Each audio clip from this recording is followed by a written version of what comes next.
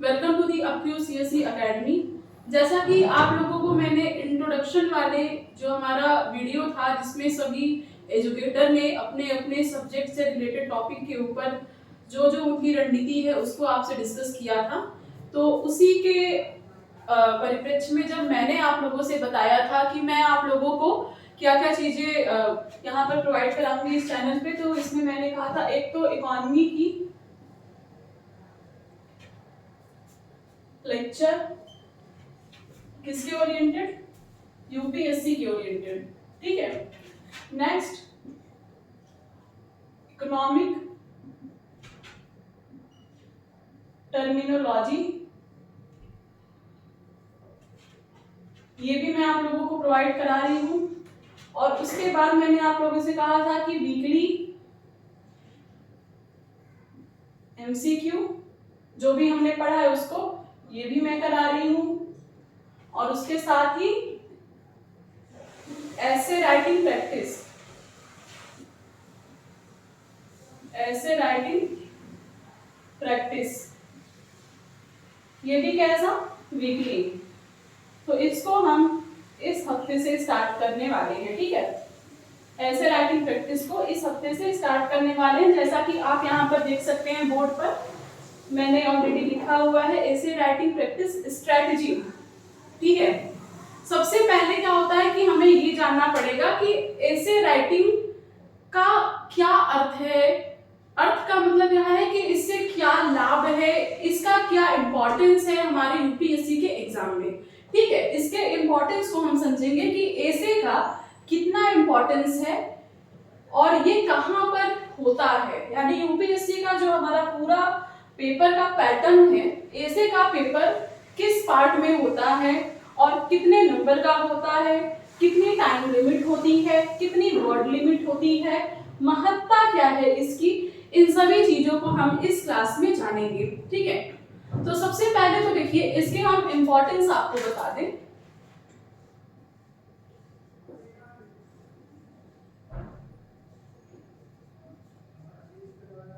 Importance अगर हम इसकी देखें तो सबसे पहले आप ये जानिए कि ये हमारा यूपीएससी के या आप किसी भी स्टेट पीसीएस के,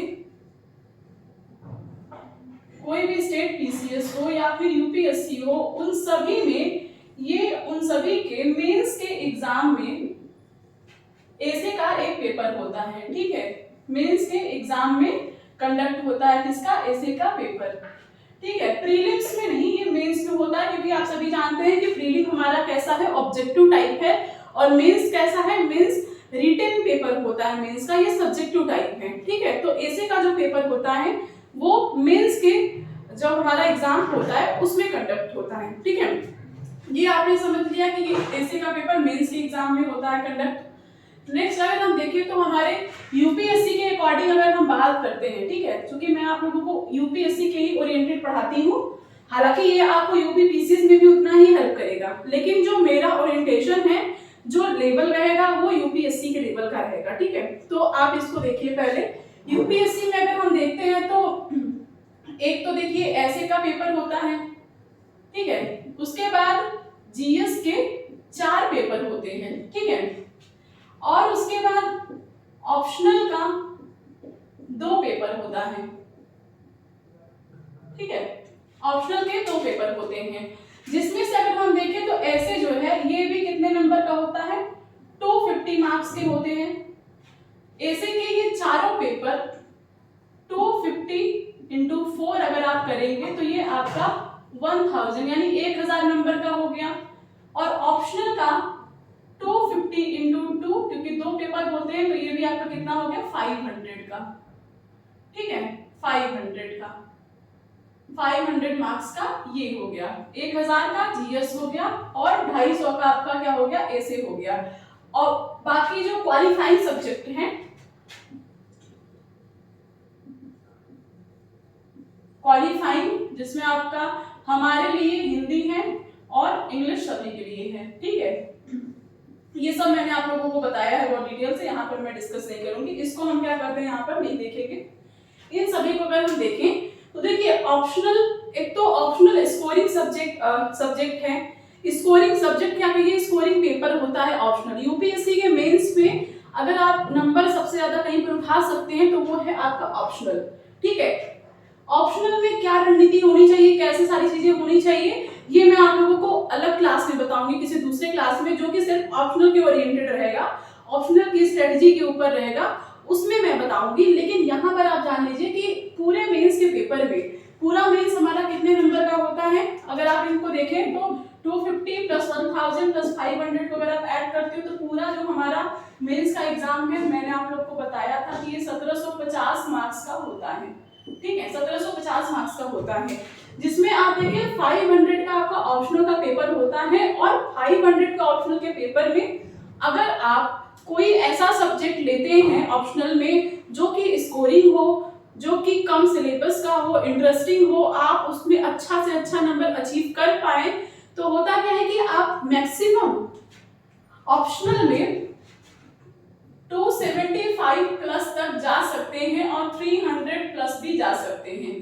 ठीक है, तो आप ये जान के चलिए कि 500 में 275 प्लस आप ला सकते हैं अगर आप मेहनत करते हैं ऑप्शनल के लिए। इससे कम आपको लाना ही नहीं है। ऑप्शनल आपका कोई भी सब्जेक्ट हो, या आप जान लीजिए कि 275 से कम आपको जाना नहीं है, और कोशिश करिए कि आप 300 के आसपास हो अगर आप हिंदी मीडियम के एस्पिरेंट है तो। ठीक है, क्योंकि अगर आप हिंदी मीडियम के एस्पिरेंट हैं और ऑप्शनल में आप 300 के आसपास नहीं है, तो सिलेक्शन में आपको मतलब चांसेस बहुत कम रहेंगी। तो इसीलिए ऐसे सब्जेक्ट का चूज करिए जो कि आपको 300 के अराउंड मार्क्स दिला सके। ठीक है, नेक्स्ट देखा जाए जीएस का जो 1000 का पेपर है, अगर आप इसको ऑल ओवर देखेंगे तो हर पेपर 250 नंबर का होता है, लेकिन जीएस के 1000 पेपर में नंबर लाना बड़ा मुश्किल होता है। ठीक है, बहुत मुश्किल होता है।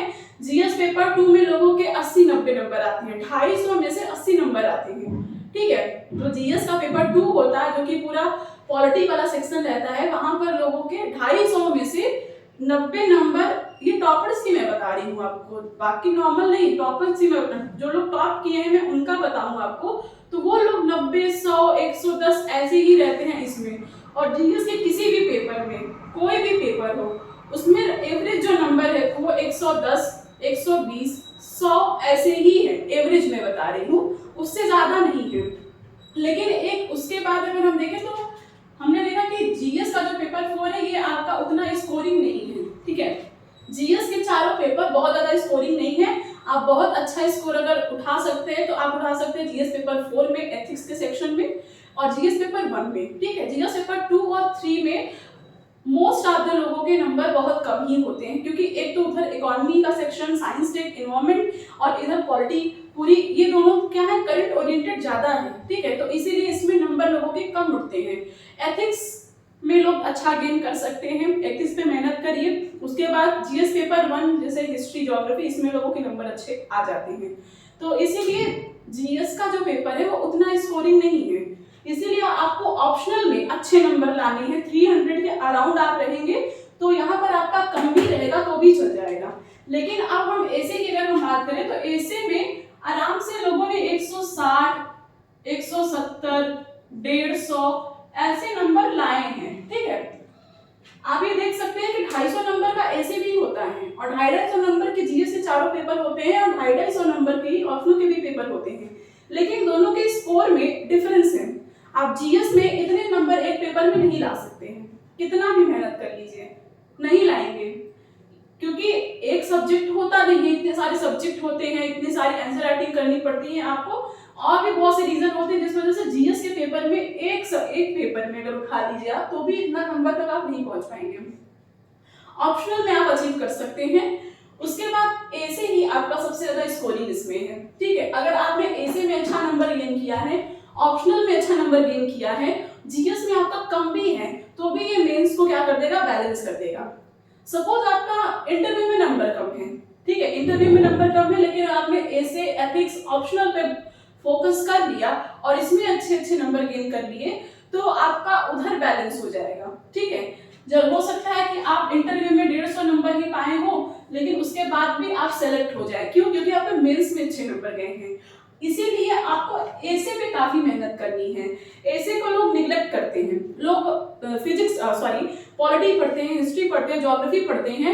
इन 3 सब्जेक्ट पे मोस्ट ऑफ द लोगों की रणनीति क्या होती है? 3 सब्जेक्ट पढ़ना, हिस्ट्री, ज्योग्राफी एंड पॉलिटी। ठीक है, मोस्ट ऑफ द लोग यही 3 विषय पढ़ते हैं। जब शुरुआत करेंगे हर 1 महीना बाद नई स्ट्रेटेजी बनाएंगे और स्टार्ट करेंगे लक्ष्मीकांत से, या तो फिर बिपिन चंद्रा से, या फिर स्पेक्ट्रम से, या फिर माजिद हुसैन से ज्योग्राफी, कुछ भी, मतलब कि इन 3 विषय के अराउंड ही घूमते रहते हैं। अगर हम देखें तो 70% लोग, 70 to 80% लोग जो हैं वो इन्हीं 3 सब्जेक्ट को पढ़ते रह जाते हैं, इसके इतर वो कहीं जाते ही नहीं हैं।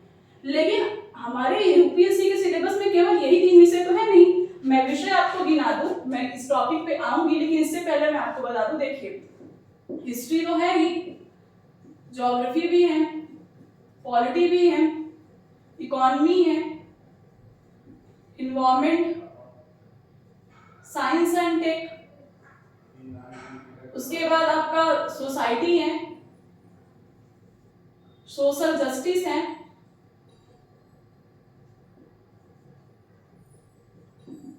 इंटरनल सिक्योरिटी है, उसके बाद आपका आर्ट एंड कल्चर है, वर्ल्ड हिस्ट्री है, और आईआर है, तो एथिक्स है,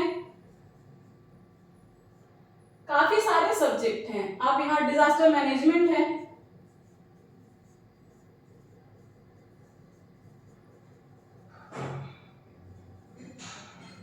तो आप ये देख सकते हैं कि सिर्फ यही 3 विषय नहीं है पढ़ने के लिए आपको, आपके पास ये सारे भी हैं, लेकिन इनको हम क्या करते हैं? निगलेक्ट करते हैं, या बहुत ज्यादा लोग उठा लेंगे तो इकोनॉमी को, लेकिन फिर भी इकोनॉमी को अच्छे से नहीं पढ़ते हैं। क्यों? क्योंकि उनके मन में पूर्वाग्रह बनी, धारणा बनी कि नहीं इकोनॉमी टफ है। ठीक है, इकोनॉमी टफ नहीं है, इकोनॉमी को समझने भर की देरी है, इकोनॉमी बहुत अच्छा है, इंटरेस्टिंग है, और इकोनॉमी ना सिर्फ आपके यूपीएससी बल्कि आपको वैसे भी जानना चाहिए। अगर आज के देश में आप जी रहे हैं तो आपको अपने देश की अर्थव्यवस्था का ज्ञान तो होना ही चाहिए। यहाँ पर आपको अर्थशास्त्र नहीं पढ़ाया जा रहा कि आपके लिए ये फालतू है, आप इकोनॉमी पढ़ रहे हैं, अपने देश में क्या चल रहा है इसको आप पढ़ रहे हैं, तो इसे तो पढ़ना जरूरी है। आप पॉलिटी पढ़िए, पॉलिटी पढ़िए, अच्छी बात है, क्योंकि आपको राज्य व्यवस्था पढ़ाई जा रही है, हमारे कंट्री की जो करेंट पॉलिटिकल सिचुएशन है, राजनीतिक जो व्यवस्था है हमारे देश की, हम उसको पढ़ते हैं, राजनीतिक शास्त्र नहीं पढ़ते हैं। यहाँ पर आपको कोई शास्त्रों का नॉलेज नहीं दिया जा रहा है कि आप सिद्धांत पढ़िए, अर्थव्यवस्था की कितने सिद्धांत दिए गए, ये सारी चीजें आपको नहीं पढ़ना है। अर्थशास्त्र क्या है, आपको सिर्फ और सिर्फ अपने देश में इकोनॉमी की क्या सिचुएशन है, क्या कंडीशन है, आपको वो पढ़ना है। आप इकोनॉमी पढ़िए, इन्वायरमेंट पे ध्यान नहीं देते, जितना मेहनत आप ज्योग्राफी पे करते हैं उससे ज्यादा अब आपको इन्वायरमेंट पे करना है, क्योंकि चाहे वो प्रीलिम्स हो चाहे मेंस हो, हर जगह इन्वायरमेंट का जो पार्ट है वो बढ़ रहा है। ठीक है, हालांकि अब दोनों अलग अलग पेपर हो गए हैं, ये आपका पेपर जीएस पेपर 3 में है इन्वायरमेंट, और ये जीएस पेपर 1 में है, लेकिन फिर भी अगर आप देखेंगे तो वेटेज की अगर हम बात करें तो इन्वायरमेंट का वेटेज अब ज्योग्राफी से कहीं ज्यादा हो गया है। ठीक है, तो इन्वायरमेंट पे फोकस करिए। साइंस के आप प्रीलिम्स उठा के देख लीजिए, साइंस के क्वेश्चन कितने ज्यादा इनहेंस हो रहे हैं, कितने बढ़ गए हैं। क्यों? क्योंकि मॉडर्नाइजेशन हो रहा है, साइंस का तकनीकी विकास हो रहा है हमारे देश में, तो साइंस टेक तो काफी ज्यादा जरूरी हो गया है। इसी के साथ साथ society, social justice, internal security भी बहुत इंपॉर्टेंट है। आंतरिक सुरक्षा, हमारे देश में इंटरनल क्या प्रॉब्लम चल रही है ये जानना बहुत जरूरी है। उसके साथ ही साथ art and culture, world history उतना ज्यादा तो नहीं, लेकिन फिर भी पूछी जाती है हमारे मेंस के जीएस पेपर 1 में, वर्ल्ड हिस्ट्री का पार्ट है। इंटरनेशनल रिलेशन, ये भी बहुत जरूरी है पढ़ना। एथिक्स का सेक्शन आप देखिए, एथिक्स का तो पूरा पेपर ही बहुत अच्छा, बहुत इंपॉर्टेंट है, बहुत ज्यादा इंपॉर्टेंट है, क्योंकि इसी ये क्या है, स्कोरिंग है, स्कोरिंग सब्जेक्ट है। फिर डिजास्टर मैनेजमेंट, आपदा प्रबंधन, आपदाएं किस प्रकार से आती हैं हमारे सोसाइटी, समाज के अंदर, देश के अंतर्गत, तो ये सारी चीजों को जानना बहुत जरूरी है, ना सिर्फ यूपीएससी को क्रैक करने के लिए, बल्कि अगर आप इन सब्जेक्ट को देखिए तो ये सारे सब्जेक्ट आपको देश दुनिया के बीच में क्या चल रहा है, जहां पर आप रह रहे हैं वहां चल क्या रहा है, ये जानने में आपकी मदद करती है। अगर संघ लोक सेवा आयोग ने इन विषयों को अपने सिलेबस में डाला है तो इसलिए नहीं डाला है उठा के ऐसे ही दे दिया, कुछ भी नहीं है, क्योंकि इसकी आपको जरूरत है।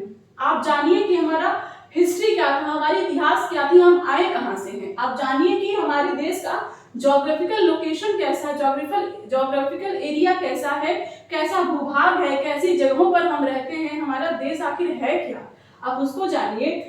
आप पॉलिटी पढ़िए, आप जानिए कि हमारे देश की राजनीतिक व्यवस्था कैसी है, कैसे चलती है यहाँ पर राजनीति, कैसे बनते मुख्यमंत्री, कैसे प्रधानमंत्री, कैसे राष्ट्रपति, कैसे सुप्रीम कोर्ट का क्या है, मतलब आप हर चीजें जानिए।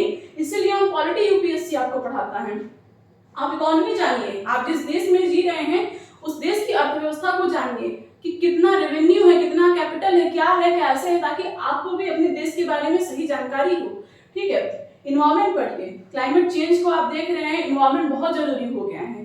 पर्यावरण को पढ़ेंगे तभी आप इस पर्यावरण के लिए कुछ कर सकेंगे, इसको पढ़िए।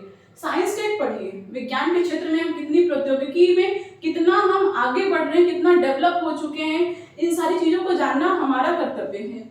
ठीक है, सोसाइटी के बारे में जानिए, आप सिविल सर्वेंट बनने जा रहे हैं, सोसाइटी आपकी कैसी है, समाज में क्या व्यवस्थाएं हैं, क्या बुराइयां हैं, ये आप जानिए। सोशल जस्टिस आप पढ़िए, सामाजिक न्याय, इन समाज की बुराइयों को आप कैसे टैकल आउट कर सकते हैं, आप सोशल जस्टिस पढ़िए, सामाजिक न्याय पढ़िए, क्योंकि आप इन्हीं सब चीजों के लिए जा रहे हैं। इंटरनल सिक्योरिटी पढ़िए, आप डीएम बनने का सपना देखते हैं, आईपीएस बनने का सपना देखते हैं, तो आपको पता होना चाहिए कि हम अपने आंतरिक सुरक्षा को कैसे संभाल कर रखें, कैसे इंटरनल तौर पर हम स्टेबिलिटी रखें, आंतरिक व्यवस्था को मजबूत बनाए रखें, ये सारी चीजें हैं। वर्ल्ड हिस्ट्री का प्रोस्पेक्ट उतना ज्यादा नहीं है, थोड़ा सा है, तो आप इसको यहाँ पर थोड़ा बहुत पढ़ सकते हैं। फिर इंटरनेशनल रिलेशन, आज भारत का वर्चस्व वैश्विक स्तर पर काफी बढ़ रहा है, तो आपकी भी दायित्व बनती है कि आप जानिए कि हमारे देश का अदर देशों के साथ रिलेशन कैसा है, किस तरीके के अलायंस चल रहे हैं, क्या हो रहा है, ये सारी चीजों को आप जानिए। एथिक्स पढ़िए, एथिकल वैल्यूज तो देखिए एक साल में नहीं आती है, एक महीना का एथिक्स पढ़ के आप एथिकल नहीं हो जाएंगे, ये तो हमारे जन्म से शुरू होती हैं और जीते मरने तक ये चलती रहती हैं, हमारे अंदर कोई ना कोई एथिकल वैल्यूज हर टाइम आती रहती हैं। ठीक है, ये आपकी जो पर्सनालिटी है उसको रिप्रेजेंट करती है कि आप किस व्यक्तित्व के व्यक्ति हैं। लोग यूपीएससी क्रैक करने के लिए एथिक्स पढ़ते हैं, एक महीना के लिए एथिक्स पढ़ते हैं, साल भर के लिए एथिक्स पढ़ते हैं, लेकिन एथिक्स एक साल या एक महीने का सिलेबस नहीं है, एथिक्स आपके पूरे जीवन काल का सिलेबस है। तो ये आपके लाइफ में काफी सारी चीजों को, आपके पर्सनल लाइफ को, प्रोफेशनल लाइफ को, हर जगह आपकी हेल्प करेगी एथिक्स, क्योंकि एथिकल वैल्यू बहुत जरूरी होते हैं किसी भी इंसान के लिए। नेक्स्ट, डिजास्टर मैनेजमेंट, आप बताएं जैसे अभी कहीं भूकंप आते रहते हैं, चक्रवात, ज्वालामुखी विस्फोट, ये सारी चीजें हो गई, बाढ़ आ रहे हैं, सुनामी आ रही है, वनाग्नि, वनों में आग लगे जा रहे हैं, ये सारी चीजें किस में आती हैं, डिजास्टर मैनेजमेंट में आती है। तो ये सारी चीजें भी हमें जाननी चाहिए कि क्या रीजन है कि खड़े खड़े जंगलों में आग लग जा रही है, ये सारी चीजें हमें जानना है। भूकंप आता है तो किस प्रकार से, कितनी उससे कितने लोग उससे प्रभावित होते हैं, कितना नुकसान होता है, चक्रवात, बाढ़ से कितना नुकसान होता है। जैसे आप देखेंगे हमारे यहाँ बंगाल की खाड़ी में उष्णकटिबंधीय चक्रवात हर साल आता है, हर साल उड़ीसा, बंगाल, ये सब के जो एरिया के जो हैं, जो बॉर्डर कह रही हूँ मैं, इन सब के जो तटीय एरिया के जो क्षेत्र हैं काफी ज्यादा प्रभावित होते हैं, काफी ज्यादा लॉसेस होते हैं। बिहार में बाढ़ आता है तो इसका क्या दुष्प्रभाव पड़ता है, ये सारी चीजों को हमें क्या है इसमें एड्रेस करना है। तो यूपीएससी ने जो सिलेबस यहाँ पर दिया है, आप एक डिस्ट्रिक्ट मजिस्ट्रेट बनने का सपना देखते हैं भारत का, तो आपको कहीं भी किसी भी राज्य में कभी भी भेजा जा सकता है, तो आपको हर चीज पता होना चाहिए। ठीक है, इसीलिए आपको ये पढ़ाया जाता है। आपको सिविल सर्वेंट बनना है तो आप सिर्फ ये 3 विषय पढ़ के नहीं बनेंगे कि बस जिंदगी भर आप स्ट्रेटेजी बनाइए और यही 3 विषय से शुरुआत करिए, यही 3 विषय पढ़ के रह जाइए, नहीं, आपको ये सभी पढ़ना है। तो अपनी स्ट्रेटेजी को उस तरीके से बनाइए। आप कितना भी मेहनत कर लीजिए, आप जीएस पेपर 4, जीएस के जो चारों पेपर हैं, इन सभी में, खास करके जीएस पेपर 2 और 3 में उतना अचीव नहीं कर पाएंगे। मैं ये नहीं कह रही कि इनको छोड़ दीजिए, क्योंकि इसमें चाहे 90 नंबर ही मिलते हैं तो वही 90 नंबर लाने में लोगों की जान निकल जाती है। तो पढ़िए, बहुत मेहनत करिए, अच्छी बात है, लेकिन जहां पर आप अच्छा स्कोर कर सकते हो उसको क्यों आप निगलेक्ट करते हैं? ऐसे को लोग क्यों नजरअंदाज करते हैं? क्योंकि यहीं पर आपको सबसे अच्छे नंबर मिलेंगे। एथिक्स को क्यों नजरअंदाज करते हैं? यहाँ पर आपको अच्छे नंबर मिलेंगे। ऑप्शनल को नजरअंदाज बिल्कुल मत करिए, ऑप्शनल की अच्छे साल भर की तैयारी करिए, हमेशा डेली 2 घंटे ऑप्शनल को पढ़िए, साल भर तक पढ़िए, क्योंकि यहीं पर आप अच्छा अचीव कर सकते हैं। जहां पर जितना समय देने से जितनी बेनिफिट आपको मिले वहां पर उतना समय देके उसकी बेनिफिट्स को लीजिए, तभी आप इस लाइन में आगे बढ़ पाएंगे, नहीं तो नहीं हो पाएगा। ठीक है, तो फिलहाल ये सारी आउट ऑफ द सिलेबस तो कुछ नहीं थी, जानकारी की चीजें थी। फिलहाल मैं आती हूँ अपने मेन टॉपिक के ऊपर, जो कि मैं आप लोगों को बता रही थी कि यूपीएससी में ऐसे की क्या स्ट्रेटजी होनी चाहिए और क्या नहीं होनी चाहिए, किस प्रकार से निबंध के सेक्शन में उत्तर लेखन करना चाहिए और उसकी क्या रणनीति होनी चाहिए, किस प्रकार से हम क्वेश्चंस को फ्रेम करेंगे, कैसे करेंगे, टाइम को कैसे डिवीजन करेंगे, ये सारी चीजों को हम क्या करेंगे यहाँ पर समझेंगे। ठीक है, बस 1 सेकेंड का आप वेट करिए।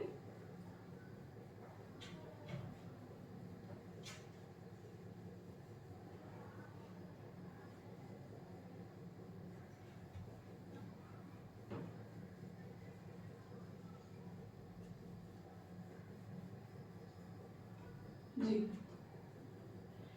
अब हम अपने मेन कोर टॉपिक जो आज का हमारा है उसके ऊपर हम चर्चा करेंगे। ठीक है, लेकिन पिछली बातों पे आप जरूर ध्यान दीजिएगा जो भी मैंने आपसे बताया है। इकोनॉमी में आप लोग को यूपीएससी के ओरिएंटेड पढ़ा रही हूँ, तो अगर आपको मेरी क्लासेस अच्छी लगे, समझ में आए, आपको लगे कि मैं समझा पा रही हूँ, तो आप मेरी क्लासेस जरूर देखिए। ठीक है, मैंने अपनी तरफ से कोई कसर नहीं छोड़ा है, हर तरफ से हर चीज जितना मैं ऐड कर सकती हूँ, जिस चैप्टर में जिस सेक्शन में उतना मैं ऐड करती हूँ, उतना बताती हूँ। जो चीजें मैं बोर्ड पर दे सकती हूँ बोर्ड पर देती हूँ, जिन चीजों को लगता है कि मुझे पीडीएफ देना चाहिए ताकि आप स्क्रीनशॉट ले सके, उन चीजों को मैं पीडीएफ पे देती हूँ। हमारे अन्य एजुकेटर हैं, विशाल सर हैं, आशीष सर हैं, शुभम सर हैं, सभी लोग अपनी तरफ से पूरी मेहनत कर रहे हैं, तो आप हम लोगों को भी सपोर्ट करिए। और अगर आपको ये प्लेटफॉर्म यूजफुल लगता है तो आप इसको शेयर भी करिए। तो फिलहाल आते हैं हम अपने मेन टॉपिक के ऊपर। जैसा कि मैंने बताया आपसे कि ऐसे क्या है, हमारा ये मेंस का सबसे पहला पेपर है। मेंस का जो हमारा एग्जाम होता है उसका ये क्या है, पेपर 1। पेपर 1, ठीक है। अब आप तो कहेंगे जीएस पेपर 1, जीएस अलग होता है। जीएस का पेपर 1 जो होता है वो पेपर 2 होता है मेंस का। ठीक है जी, ऐसे के बाद ही आता है क्या, जीएस पेपर 1, जो कि क्या होता है, मेंस का पेपर 2 होता है। ठीक है, तो हमारे मेंस में सबसे पहला जो पेपर कंडक्ट होता है वो निबंध का ही कंडक्ट होता है। ओके, तो ये आप ये जान गए कि ये कहाँ पर होता है। अब चूंकि मैंने आपको बताया था कि ये क्या है, स्कोरिंग है, स्कोरिंग सब्जेक्ट है। ठीक है, आप यहाँ पर क्या कर सकते हैं, ज्यादा से ज्यादा नंबर क्या करते हैं, स्कोर कर सकते हैं। ठीक है, अब तक का पूरा रेशियो जो रहा है, टॉपर्स का भी, जो उन्होंने टॉप नहीं किया वो भी, जितने भी सिलेक्टेड है उनका अगर आप उठाकर देखेंगे तो ऐसे में सभी ने अच्छे नंबर गेन किए हैं, ताकि जो अदर जहां पर हमारा नंबर कम आता है वहां पर उस चीज को हम बैलेंस कर सकें। तो वीकली प्रैक्टिस करिए, साल भर तक वीकली प्रैक्टिस करिए, एक आंसर राइटिंग वीकली करिए। मैं कराऊंगी आप लोगों के साथ आंसर राइटिंग हर संडे को, एवरी संडे ऐसे राइटिंग का एक प्रैक्टिस मैं आप लोगों को कराऊंगी, एक ऐसी का टॉपिक उठाऊंगी और उसके ऊपर जितनी भी उसके पॉइंट्स बन सकते हैं, जितने भी उसके डायमेंशंस हो सकते हैं, उन सभी चीजों को मैं आप लोगों को बताऊंगी कि इसको कैसे लिखा जाना चाहिए, कैसे नहीं लिखा जाना चाहिए, वो सारी चीजें मैं बताऊंगी, पूरी फ्रेमिंग करके बताऊंगी, और उसके बाद आप उसको लिखने का प्रयास करिएगा। ठीक है, तो ये सारी चीजें मैं नेक्स्ट वीक से स्टार्ट करूंगी। आज आप इसकी रणनीति को समझ लीजिए कि किस प्रकार से इसको लिखा जाना चाहिए, क्या है इसमें, इसके की पॉइंट्स क्या क्या हैं। ठीक है, अब ये आपने समझ लिया कि ये स्कोरिंग है मेंस के लिए और सबसे पहला पेपर है मेंस का। अब हम इसका देखते हैं टाइमिंग क्या है। तो अब टाइमिंग की अगर हम बात करते हैं ऐसे में, तो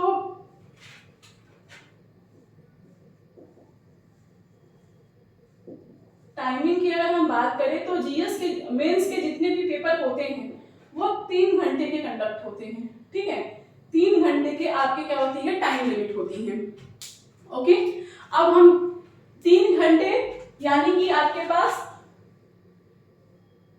ऐसे के पेपर के लिए 3 घंटे का टाइम है। और ऐसे के पेपर का पैटर्न क्या है, अगर हम आपको ये दिखाएं तो ऐसे का जो पेपर है वो 2 सेक्शन में डिवाइडेड होता है, 2 सेक्शंस इसके होते हैं, section A and section B.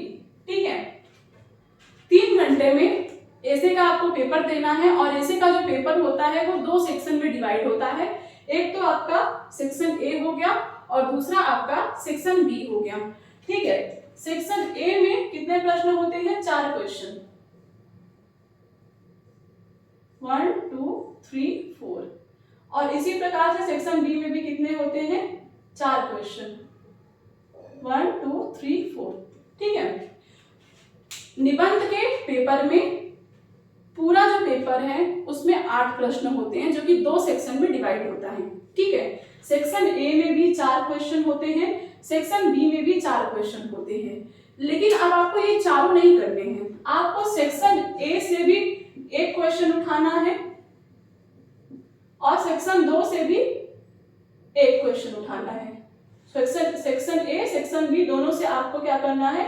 1-1 question उठाना है, यानी कि आपको क्या करना है? 2 क्वेश्चन अटेम्प्ट करना है। 2 क्वेश्चन क्या करना है?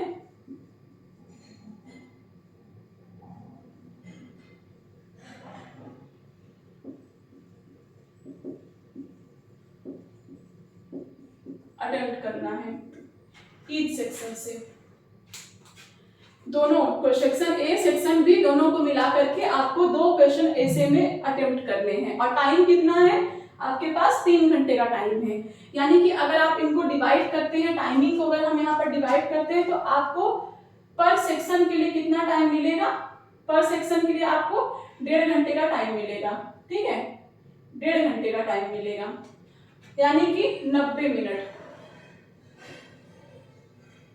90 मिनट का आपको टाइम मिलेगा। और 90 मिनट के टाइमिंग में आपको 1 क्वेश्चन का आंसर देना है और जिसका स्कोर कितना है? 125। ठीक है, मार्क्स कितना है? 125। उसी तरीके से दूसरे का भी कितना है, मतलब दोनों का मिला करके 125 प्लस 125 इज इक्वल टू 250। ठीक है, तो आप यहाँ पर देखिए निबंध का जो पेपर होता है उसमें आपका 3 घंटे की टाइमिंग रहती है। पेपर पैटर्न 2 सेक्शन में रहता है, सेक्शन ए में भी 4 प्रश्न रहते हैं, सेक्शन बी में भी 4 प्रश्न रहते हैं और दोनों से आपको 1-1 क्वेश्चन को उठाना है और 2 क्वेश्चन आपको अटेम्प्ट करने हैं। और 1 क्वेश्चन पर आपको 1.5 घंटे यानी कि 90 मिनट का टाइम मिलेगा। 90 मिनट के टाइम में अगर हम मार्क्स को डिवाइड करें तो चूंकि 2 प्रश्न आपको हल करने हैं और 250 नंबर का पेपर होता है तो आपको एक प्रश्न पर 125 नंबर और दूसरे प्रश्न पर भी 125 नंबर यहाँ पर दिया रहता है। अगर आप एक ऐसे लिखते हैं तो आप 125 नंबर का आंसर लिख रहे हैं, ये आप ध्यान में रखिए। ठीक है, तो यहाँ तक चीजें आपको समझ में आ गई होंगी।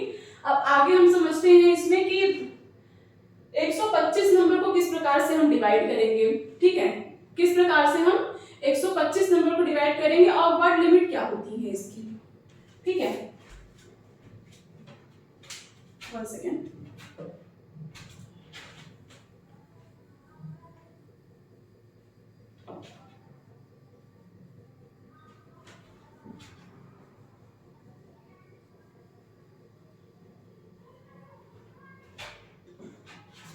टाइमिंग की जैसे मैंने आपसे बात की थी तो टाइमिंग आपका 3 आवर्स रहता है। ठीक है, 3 आवर्स रहता है। 3 आवर्स में आपको 2 सेक्शन देने रहते हैं, 2 section, section A section B, और यहां से भी आपको 1 क्वेश्चन अटेम्प्ट करना है और यहां से भी आपको 1 क्वेश्चन अटेम्प्ट करना है और कुल मिला के आपको 2 क्वेश्चन अटेम्प्ट करने हैं। ठीक है, ये हो गया।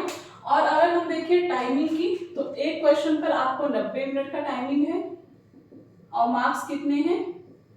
125। इसमें भी आपको 90 मिनट का टाइम है और मार्क्स कितने हैं? 125। ठीक है, तो ये चीजें आप ध्यान में रखिए। अब हम देखेंगे कि इस 90 मिनट को हम कैसे यूटिलाइज करेंगे अपने एग्जाम में। ऐसे कि जब हम आंसर राइटिंग करेंगे तो इस 90 मिनट को कैसे डिवाइड करेंगे एक ऐसे को लिखने के लिए। ठीक है, टाइम डिवीजन की अगर हम बात करें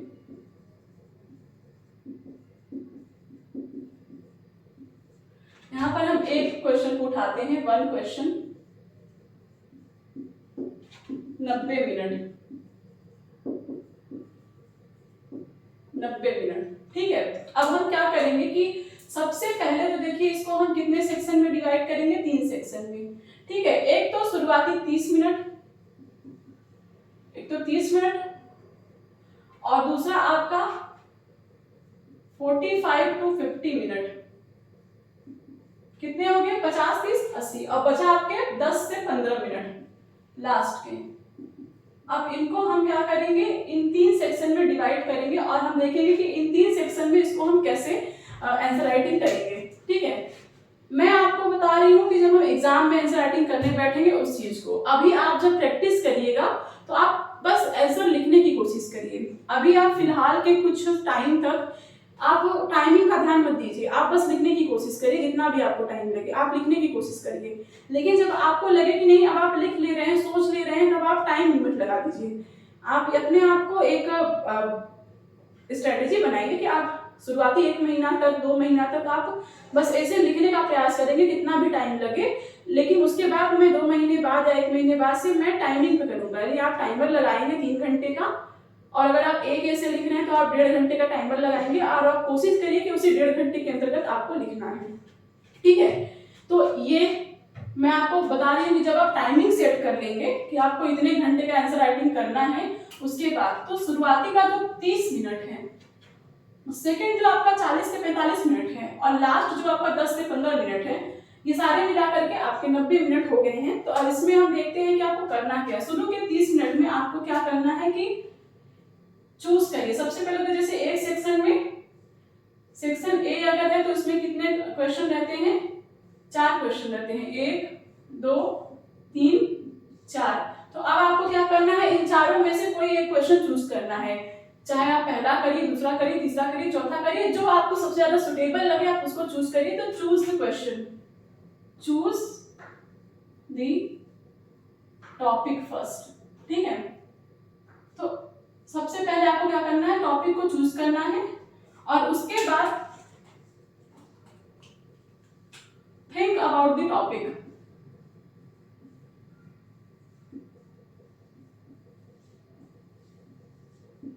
थिंक अबाउट द टॉपिक। अब आपको जो भी आपने टॉपिक चूज किया है आंसर राइटिंग के लिए, अब आप उसके ऊपर विचार करिए कि कितने डायमेंशंस बन सकते हैं, किस प्रकार से आप उसको लिखेंगे, क्या इसमें टॉपिक आप मेंशन करेंगे। आप सारी चीजों को क्या करिए, पहले तो सोचिए। आपने चूज किया कि मुझे इस पर लिखना है, अब आप उस पर सोचिए, आराम से 10 मिनट का टाइम लीजिए, 15 मिनट का टाइम लीजिए, आराम से आप उसको सोचिए पहले। ठीक है, कि आपको क्या क्या चीजें लिखनी है। और उसके बाद आप लास्ट का पेज उठाइए, जो आपकी कॉपी होगी उसका लास्ट पेज उठाइए और क्या करिए, जो भी आपने सोचा उनका आप कर दीजिए फ्रेमवर्क। फ्रेमवर्क कर दीजिए, जितने भी डायमेंशंस आपके दिमाग में आए हैं आप उनको फ्रेमवर्क कर दीजिए। और इसके लिए आप शुरू के आधे घंटे कीजिए। 90 मिनट है, 1.5 घंटे हैं, 1.5 घंटे में से आधे घंटे आप क्या करिए, इसके लिए करिए। सबसे पहले तो आप टॉपिक चूज करिए अच्छे से सोच समझ के, देन उस टॉपिक के बारे में अच्छे से विचार करिए कि इसमें क्या क्या हम लिख सकते हैं, क्या क्या चीजें मेंशन कर सकते हैं, क्या क्या चीजें इसमें बन सकती हैं, कितने डायमेंशन से बन सकती हैं। इन सारी चीजों को आप सोचिए। क्या आप इसमें कोट्स डालेंगे, घटनाएं डालेंगे, क्या इवेंट, जो भी आपको इसमें डालने हो, ये सारी चीजें आप सोचिए। और उसके बाद लास्ट के पेज पे, लास्ट का एक पेज उठाइए, आप उस पर इनका पूरा फ्रेमवर्क कर दीजिए। इसमें आपके आधे घंटे बीत जाएंगे। ठीक है, आराम से। उसके बाद जब आपने फ्रेमवर्क कर लिया है, आपने ये पूरा फ्रेमवर्क कर लिया है, तो आप नेक्स्ट जो आपका 45 to 50 मिनट इसमें क्या करिए, आंसर राइट करिए, आंसर राइट करिए। ठीक है, पूरा लिख डालिए, आंसर राइट करिए। ऐसे वो पूरा लिखिए जितना भी आपने फ्रेमवर्क बनाया है, और उस टॉपिक में आप अपने हिसाब से जितना लिख सकते हैं, जिस प्रकार से लिख सकते हैं, उसको आप कोशिश करिए 45 से 50 मिनट के अंदर आप उसको लिख करके खाली हो जाइए। ठीक है, पूरी कोशिश यही बनाए रहिए। स्पीड बहुत जरूरी है, इसीलिए अगर आपने फ्रेमवर्क कर लिया है, सोच लिया है, तो अब आपको, जैसे आपने कुछ भी सोचा, आपको बस उसको पॉइंट वाइज फ्रेमिंग करनी है। आपका सोचा गया एक पॉइंट, यहाँ पर आगे एक पैरा बन जाएगा। ठीक है, यहाँ का आपका पॉइंट, यहाँ पर आके एक पैरा बन जाएगा। तो आप बस सोचिए, इसका फ्रेमवर्क करिए और यहाँ पर इसको लिखिए। और प्रैक्टिस, राइटिंग की प्रैक्टिस, आपकी स्पीड काफी अच्छी होनी चाहिए और ये तभी होगी जब आप पहले से लिखते आएंगे। तो 2023 का एग्जाम देना है, आज से ही लिखना शुरू करिए, मैं आप लोगों की प्रैक्टिस कराऊंगी, तो स्पीड बनाए रखिए। तो इसलिए तभी आप 45 से 50 मिनट में आप ऐसे का आंसर राइटिंग कर पाएंगे, ठीक है। तो आप इस 45 से 50 मिनट के अंदर ऐसे को लिख करके खाली हो जाइए। उसके बाद आपको हो सकता है 55 मिनट भी लग जाए, हो सकता है 40 मिनट में ही लिख ले, ये आपके थिंकिंग के ऊपर है कि आपने कितना सोचा है, कितने टॉपिक को आपको ऐड करना है, ठीक है। ये सारी चीजें हैं और आपकी स्पीड कैसी है। उसके बाद जो भी आपका टाइम बचता है 7 से 10 मिनट या 10 से 15 मिनट, जो भी आपका टाइम बचता है, इसको क्या करिए, इवैल्यूएट करिए, इवैल्यूएशन करिए इसका कि आपने जो जो चीजें लिखी हैं, जो जो चीजें सोची हैं, वो सही से लिखा है कि नहीं, कहीं कोई चीज मिस तो नहीं हो गया है, कोई चीज गलत तो नहीं लिख दिया है मैंने कोई वर्ड। और जो भी आपको हाईलाइट करना है हाईलाइट करिए, जिसको ऊपर इन्वर्टेड कामा दे रहे इन्वर्टेड कामा दीजिए। तो ये सारी चीजें आप करिए इन 10 मिनट में, ठीक है। इन 10 मिनट में आप कर लीजिए, पहले ऐसे को अच्छे से इवेल्युएट कर लीजिए।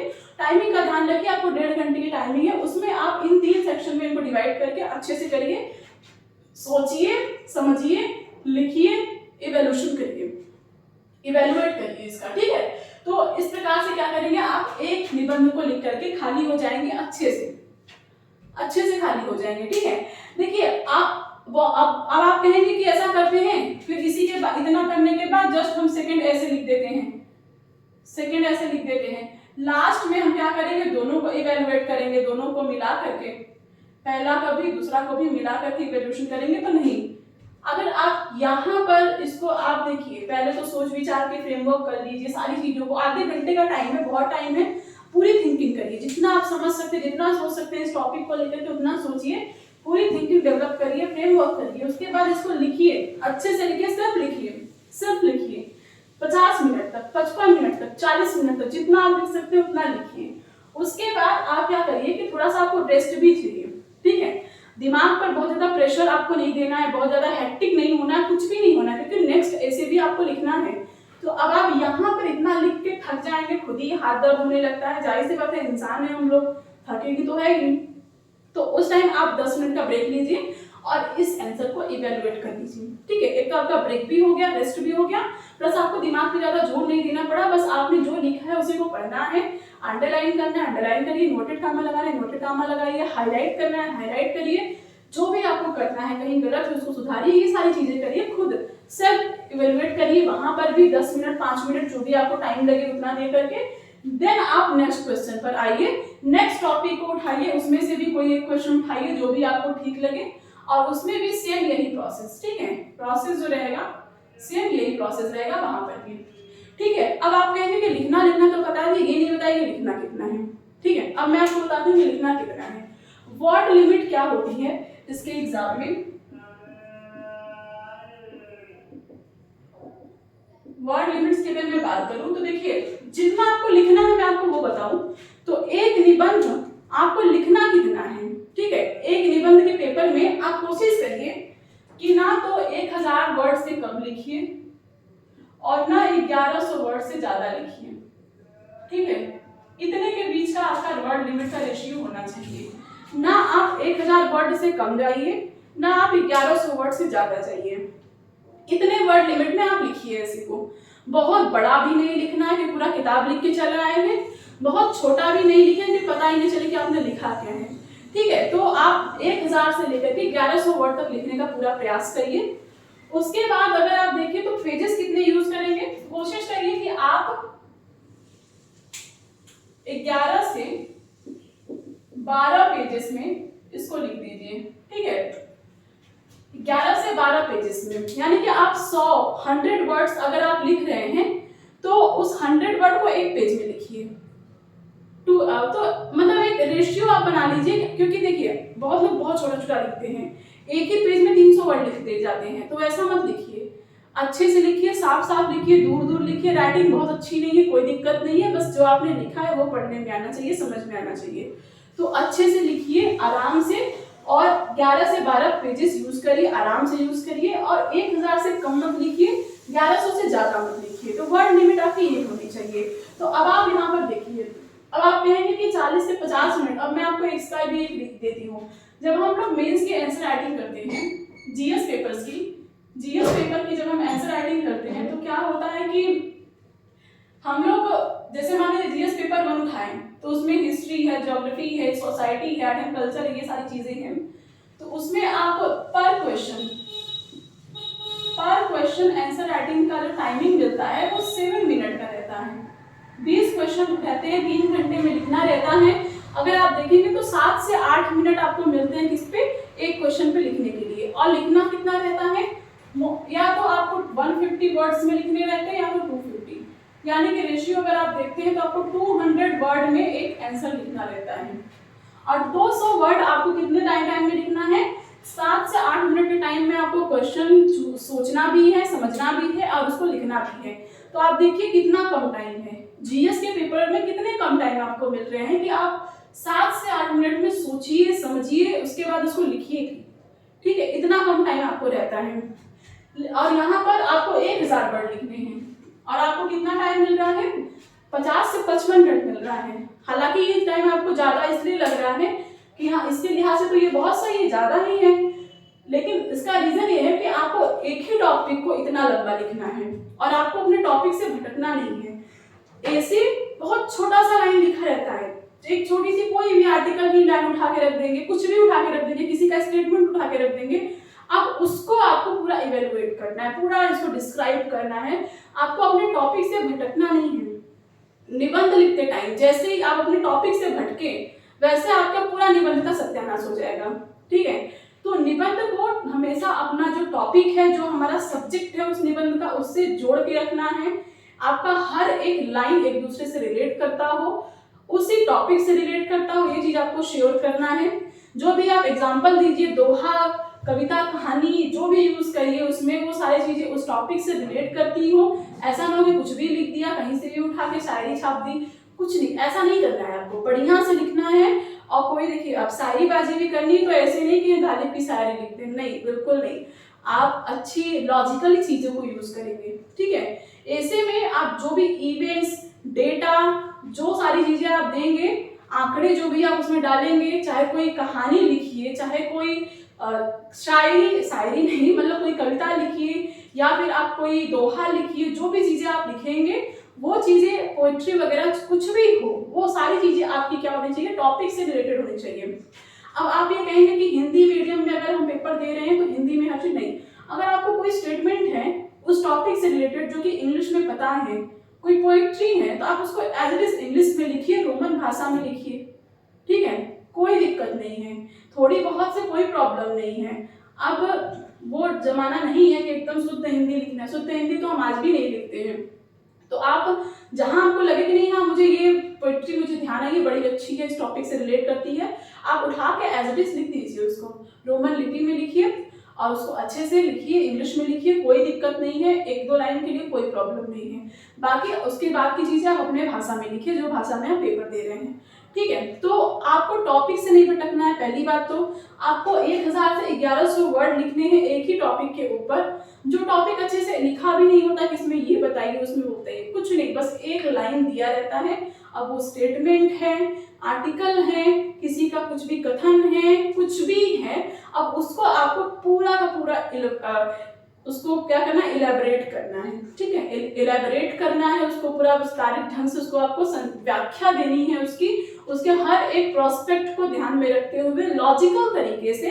तो इसके लिए आपको क्या करना है कि अच्छे से, इसीलिए मैंने कहा कि सोचिए, समझिए, फ्रेमवर्क करिए, उस टॉपिक से रिलेटेड हर एक एस्पेक्ट्स को आप सोचिए, उसके बाद उसका फ्रेमवर्क करके तब आप 40 से 45 मिनट, 50 मिनट, 55 मिनट, जो भी टाइम लेना चाहिए उस टाइम में आप क्या करिए, आंसर राइट करिए, लिखिए, अच्छे से लिखिए। ठीक है, देन आप उसको इवेलुएट करिए, सेल्फ इवेलुएट करिए, अच्छे से उसको चेक करिए, जांचिए कि आपने क्या गलती की है, क्या नहीं की है, क्या आपकी कमियां रही हैं, ये सारी चीजें। और टॉपिक में बिल्कुल भटकाव नहीं होना चाहिए, ये आप हमेशा ध्यान रखिएगा। ऐसे राइटिंग की सबसे बड़ी दिक्कत ये है कि लिखते लिखते लिखते लिखते भटकी जाते हैं टॉपिक से। ठीक है, तो ये नहीं होना चाहिए। और एक चीज मैं आपको यहाँ पर बता दूं,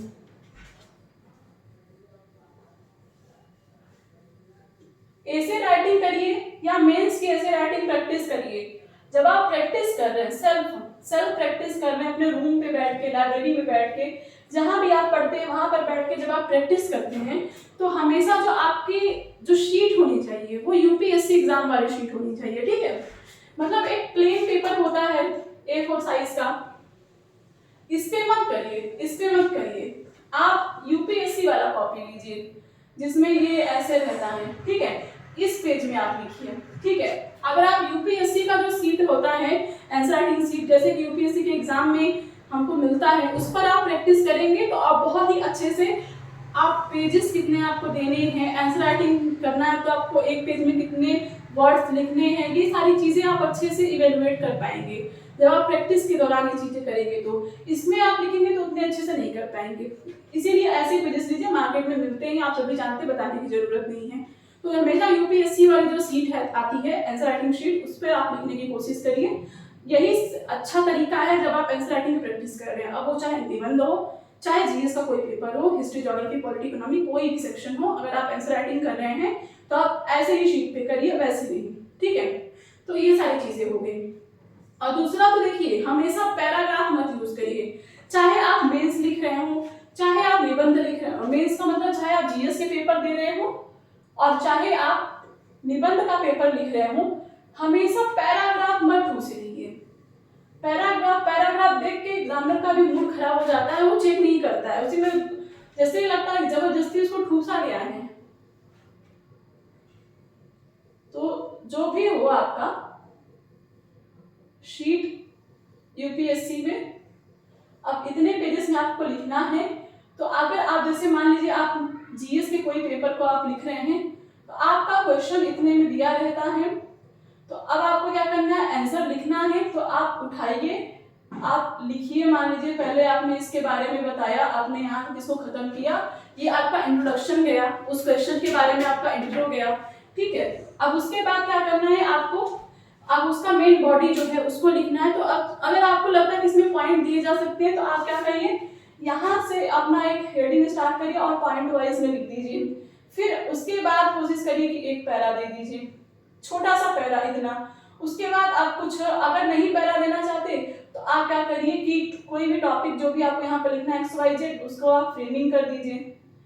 चाहे आप ऐसे फ्रेमिंग कर दीजिए, चाहे आप ऐसे करके इस तरीके से फ्रेमिंग कर दीजिए। इस तरीके से भी नहीं करना चाहते तो आप टी डायग्राम बना दीजिए, एक पॉइंट इधर गया, दूसरा पॉइंट इधर गया, तीसरा इधर गया, चौथा इधर गया, पांचवा इधर गया। इस तरीके से क्या होता है ना, आपका जो आंसर है वो भी दिखने में सुंदर लगता है और एग्जामिनर को भी इंटरेस्टिंग लगता है पढ़ने में। पैरा पे पैरा ठूसा रहे। अगर मैं इस पे कहूँ इस तरीके से, इसका मॉडल ना हो करके, अगर ये इस तरीके से हो कि बस ये पैरा यहाँ लिखा, फिर यहीं से एक पैरा शुरू कर दिया, फिर ये यहाँ खत्म हुआ, फिर यहाँ से एक पैरा शुरू कर दिया, फिर ये यहाँ खत्म हुआ, फिर यहाँ से एक पैरा शुरू कर दिया, फिर ये यहाँ खत्म हुआ, फिर यहाँ से एक पैरा शुरू कर दिया। ऐसे आप लिखेंगे तो एग्जामिनर भी नहीं पढ़ेगा, जाहिर सी बात है नहीं पढ़ेगा, उसको लगा कि बस भरा है बस और कुछ नहीं, इंटरेस्टिंग नहीं लगेगा उसको देखने में। तो हमेशा क्या करिए कि para, points, diagram, flow chart, tree chart, सारी चीजों को आप लिखिए। क्योंकि देखिए आपके पास टाइम ज्यादा नहीं है और आप बहुत ज्यादा लिखने का प्रयास मत करिए, समझाने का प्रयास करिए कि आपको वो आंसर आता है, पता है, और आपने डायग्राम के द्वारा, टी चार्ट के द्वारा, फ्लो चार्ट के द्वारा, इन सभी मैपिंग, जैसे आप ज्योग्राफी पढ़ रहे हैं, कुछ भी, पॉलिटी, इकोनॉमी, कुछ भी, जहां भी आपको लगे कि इंडिया का मैप बन सकता है बना डालिए। इतना जगह लीजिए, इतने से जगह में आप बना डालिए, बस ऐसे करिए, ऐसे ऐसे करके इसे ले जाइए, इधर आइए, ये सारी चीजें करिए, हो गया, बन गया। दर्शा दीजिए, कुछ भी दर्शाना हो, जैसे ही आप बनाना स्टार्ट करें बना दीजिए यहाँ पर, फिर इसके इधर लिख दीजिए, जो भी आपको लिखना है पॉइंट वाइज देना, इधर इधर पॉइंट में लिख दीजिए कि आपने यहाँ पर जो भी दर्शाया है, फिर ऐसे अपना आप आंसर राइटिंग कर लीजिए, ठीक है। तो आप क्या करिए, जहां जिस चीज की आपको जरूरत पड़े उस चीज को मेंशन करिए, जहां जो लगता है। कोई जरूरत नहीं है भारत का नक्शा एकदम जैसे लगे कि आप एटलस उठा के छाप दिए हैं, नहीं, बस पता चल रहा है, जैसे ये मैंने बनाया है, आई नो कि ये सही नहीं है, बट आपको देख के तो पता चला ना कि भारत का नक्शा है, बस यही चाहिए। आपको कोई वहाँ कलाकार नहीं बनना है, क्योंकि आप आईएएस बनने जा रहे हैं, कलाकार बनने नहीं जा रहे हैं। कोई जरूरत नहीं है आपको बहुत ज्यादा इसमें पूरा गणित करने का, जैसे आपको आए बस बना दीजिए, बस लगना चाहिए कि आपने भारत का नक्शा बनाया है। अब ऐसा ना लगे कि आपने पाकिस्तान बनाया है, तो थोड़ा बहुत तो लगना चाहिए, जैसे ये देख के पता चल रहा है कि हाँ ये इंडिया का मैप बना है, तो बस वैसे ही आपको बताना है। आपको डायग्राम बनाना है, फ्लो चार्ट बनाना है, मैप बनाना है, पॉइंट वाइज लिखना है, पैरा भी डालना है, हर चीजें लिखनी है। तो इस तरीके से ही आप आंसर राइट करिए, वो चाहे मेंस हो, जीएस के पेपर हो या निबंध के पेपर हो, कोई भी। निबंध का मतलब ये नहीं है कि हाँ बस पैराग्राफ डालते चले जाइए, लिखते चले जाइए, बोर हो जाएगा एग्जामिनर भी, काफी ज्यादा बोर हो जाएगा। तो देखिए, एक तो ये पैटर्न होना चाहिए आपका, कोई भी एग्जाम आप कोई भी आंसर राइटिंग करते हैं। दूसरा तो आपको हमेशा किसी भी आंसर राइटिंग में उसके हर एक एस्पेक्ट्स को ध्यान में रखना चाहिए, ठीक है, हर एक एस्पेक्ट्स को। अगर हम बात करें निबंध की, ठीक है, निबंध की चूंकि हम बात ही कर रहे हैं, तो निबंध की अगर हम बात करते हैं,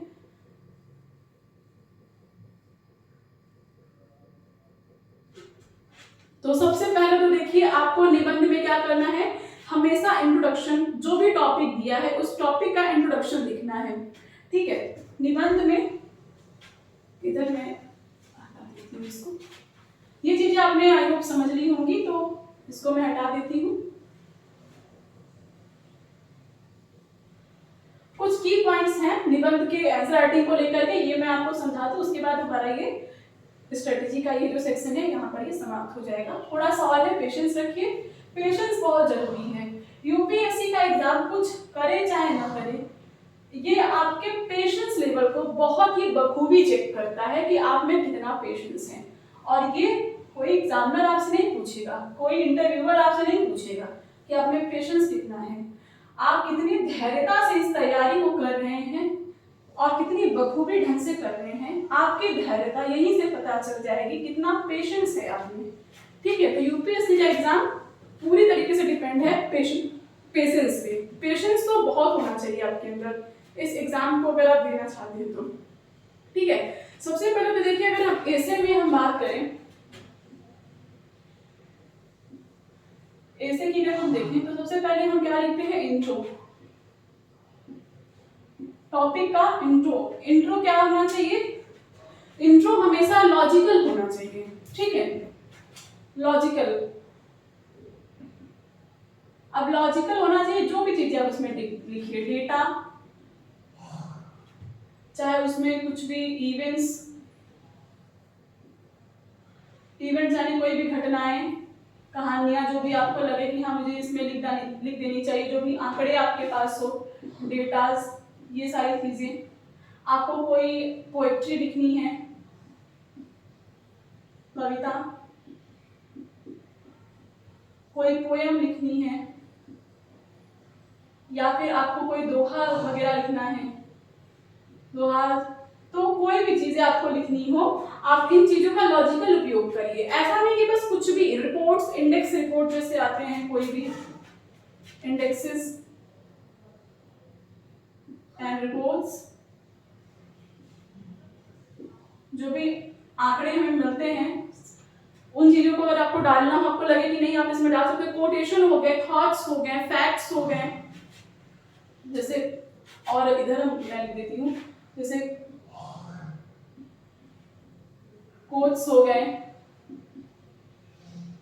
थॉट्स हो गए, थॉट्स यानी किसी के सिद्धांत, विचार, फैक्ट्स हो गए, कोई फैक्ट आपको देना है। तो ये सारी चीजें जो हैं आपको किस में यूज करना है, इंट्रो के स्टार्टिंग में यूज करना है, ठीक है। आपके पास ऑप्शन है 1 2 3 4 5 6 7 8 9, ऐसे और भी बहुत सारे ऑप्शंस हैं। आपको स्टेटमेंट किसी का हो गया, किसी का कोई स्टेटमेंट हो, तो आप इतनी सारी चीजें आपके पास दी हैं। अब ऐसा नहीं कि सारी चीजों को एक ही ऐसे में यूज कर डालिए, बिल्कुल नहीं, आपको एक ही चीज को यूज करना है। आप कोई भी चीज यूज कर सकते हैं। अगर आप आंसर की शुरुआत कर रहे हैं और आपको जैसे जो भी टॉपिक दिया है, जैसे अगर इन्वायरमेंट के ऊपर कोई टॉपिक है और इन्वायरमेंट को लेकर के अगर मान लीजिए कि आपको कुछ भी देना है, किसी का स्टेटमेंट देना है, या फिर आपके पास सरकारी आंकड़े पड़े हैं, वैश्विक स्तर के इंडेक्स या रिपोर्ट के आंकड़े पड़े हैं, कोई भी फैक्ट, कोई भी डेटा आपके पास है, आप उनको उसमें मेंशन करना चाहें, या फिर आप कोई कहानी के माध्यम से, कहानी लॉजिकल होनी चाहिए, ऐसा नहीं कि बस कुछ भी डाल दीजिए, लॉजिकल कहानी होनी चाहिए जो कि आपके टॉपिक से एकदम रिलेट करता हो। जलवायु परिवर्तन से कोई क्वेश्चन आप कर रहे हैं तो आपको अगर उससे रिलेटेड कोई अच्छा इवेंट आप दिमाग में अगर सोच पाए, सबसे मुश्किल होता है इवेंट्स को लिखना। इवेंट अगर आप कोशिश करिए कि आप अगर चीज़ों को प्रीफर करिए, इवेंट्स अगर आप प्रीफर करते हैं तो बहुत अच्छा इम्पैक्ट देता है, लेकिन इसको बहुत ही लॉजिकली ढंग से इसको यूज करना है, बहुत ही इसका रिलेवेंट होना चाहिए। ऐसा नहीं कि कुछ भी आप कोई भी कहानी उठा के छाप दीजिए, कुछ नहीं। क्वेश्चन से स्टार्ट कर सकते हैं, क्वेश्चंस भी एक ऑप्शन बन सकता है यहाँ पर। अब क्वेश्चंस, जी हाँ, अगर जलवायु परिवर्तन पर अगर हम देखें तो जैसे जलवायु परिवर्तन पे कोई आंसर राइटिंग कर रहे हैं तो आप वहां पर एक क्वेश्चन से स्टार्ट कर सकते हैं कि क्या जलवायु परिवर्तन केवल जलवायु परिवर्तन होने का जो रीजन है, पर्यावरण में जो भी बदलाव आ रहे हैं उसका क्या रीजन जो है वो क्या सिर्फ मानव ही है, मनुष्य द्वारा जो चीजें की जा रही हैं, जिस प्रकार से संसाधनों का दुरुपयोग किया जा रहा है, क्या यही एक रीजन है जलवायु परिवर्तन का या कुछ और भी है? तो एक ऐसा क्वेश्चन मार्क लगा करके आप अपने आंसर की शुरुआत कर सकते हैं, और अगर है तो क्या है, आइए इसको देखते हैं। अब उसके ऊपर कर दीजिए पूरी चर्चा। तो इस तरीके से आप क्वेश्चंस की जो तरीके हैं उस टॉपिक से रिलेट करते हुए उन चीजों को भी आप इसमें डाल सकते हैं। डेटा है, डेटा डालिए, इंडेक्स है, इंडेक्स डालिए, रिपोर्ट्स है, रिपोर्ट डालिए, कोई कहानी बना सकते हैं अच्छी खासी जो लॉजिकल हो, रेलेवेंट हो, उनको दीजिए। और जैसे कोटेशन हो गए, थॉट्स हो गए, किसी ने कोई स्टेटमेंट कह दिया, किसी देश के प्रेसिडेंट ने या हमारे देश के प्रधानमंत्री प्रेसिडेंट जिन्होंने भी इन चीजों से रिलेटेड कोई स्टेटमेंट दिया हो, आपने कहीं भी पढ़ा हो, न्यूज़पेपर में पढ़ा हो, टीवी पर देखा हो, उनके स्टेटमेंट जो है वो लॉजिकल है, क्योंकि वो एक बहुत ऊंचे पद पर है हमारे देश में, तो उनके जो स्टेटमेंट है लॉजिकल होते हैं। तो आप उनके स्टेटमेंट्स को एज इट इज यूज कर सकते हैं और उनका नाम भी लिख सकते हैं, जैसा कि पिछले कुछ हाल ही में हमारे प्रधानमंत्री जी ने ऐसा एक स्टेटमेंट दिया है पर्यावरण से संबंधित, जलवायु परिवर्तन को लेकर के, या फिर कहीं भी रसिया के प्रधानमंत्री ने दिया है, मतलब जो भी रसिया के प्रेसिडेंट ने दिया है या फिर यूएसए प्रेसिडेंट ने दिया है, कहीं का भी किसी भी देश के प्रेसिडेंट हो, प्राइम मिनिस्टर हो, कोई भी हो, जिनका भी स्टेटमेंट आपने सुना है, आपको ध्यान में हो, बस उनका नाम लिखिए। और अगर हाल ही का है तो हाल ही का कह दीजिए, जो भी चीजें हो आप उनको मेंशन कर दीजिए कि हाँ ये इनका स्टेटमेंट है, इनका नहीं तो किसी और, गांधी जी का कोई कथन हो, किसी का, नेहरू का हो, किसी का भी कोई स्टेटमेंट हो, आप इनको मेंशन कर सकते हैं। दोहे लिख दीजिए, अगर आपको दोहा समझ में आए कोई दोहा डाल दीजिए, कुछ भी डाल दीजिए, वो आपके ऊपर है कि आप उस समय उससे क्या रिलेट कर पाते हैं। तो अपने थॉट जो इंट्रो है ऐसे का, आप उसको यहाँ से स्टार्ट कर सकते हैं, और ये इंट्रो जो है ये पूरा आप एक पेज में लिखिए, ठीक है, एक पेज आराम से लीजिए इंट्रो लिखने के लिए, 1 से 1.5 पेज आप आराम से लीजिए, और कम से कम 150 वर्ड्स में लिख दीजिए, 150 वर्ड के अंदर, ठीक है, लेस देन 150 वर्ड, यानी कि 100 से 120 से 140 या 150 के अंदर आपका क्या होना चाहिए, इंट्रोडक्शन होना चाहिए। आप कोई कोट्स उठाइए, कोई कोट आपने लिखा, मान लीजिए इतने 2 लाइनों में, 3 लाइनों में, 4 लाइनों में, ठीक है, आप कोट्स उठा लीजिए, या फिर आप कोई क्वेश्चन उठा रहे हैं, यहाँ पर आपने क्वेश्चन लिखा, यहाँ मार्क लगा दीजिए, फिर कोई चीज, कोई इवेंट लिखना है, उस इवेंट को बता दीजिए, मतलब पूरी चीजों को जो भी आपके प्रॉस्पेक्ट बन सकते हैं, आप पूरा ये पेज लीजिए और उसमें इनराइट कर दीजिए, ठीक है। तो इंट्रोडक्शन आपका इन सभी टॉपिक से जुड़ा हुआ होना चाहिए। ऐसे ही आप स्टार्ट करिए, इंटरेस्टिंग एक अलग व्यू में आप स्टार्ट करिए ऐसे को लिखना, ताकि आपका जो प्रेजेंटेशन है, निबंध का जो प्रेजेंटेशन है वो आपका यहीं से पता चल जाएगा। कोई भी एग्जाम में पूरा निबंध नहीं पढ़ेगा, उसके पास इतना टाइम नहीं कि वो 1000-1200 वर्ड पढ़े बैठे, नहीं पढ़ेगा। पढ़ने के लिए मजबूर अगर आपको कराना है तो इन चीजों का बहुत ही बेहतरीन और लॉजिकल ढंग से क्या करिए, यूज करिए, तभी आप एग्जामिनर को मजबूर कर सकते हैं कि वो आपके लिखे गए ऐसे राइटिंग को पढ़े, ठीक है। इंट्रो आपका जैसा क्या होगा, आपको उसी के हिसाब से आपका नंबर मिलेगा, क्योंकि हर एग्जामिनर इतनी मेंटालिटी, इतना पूर्वाग्रह लेके चलता है कि जो भी आपको देना है आपने इसी में दे दिया है, जितना बेस्ट आप कर सकते थे वो आपने अपने इंट्रो में कर दिया है।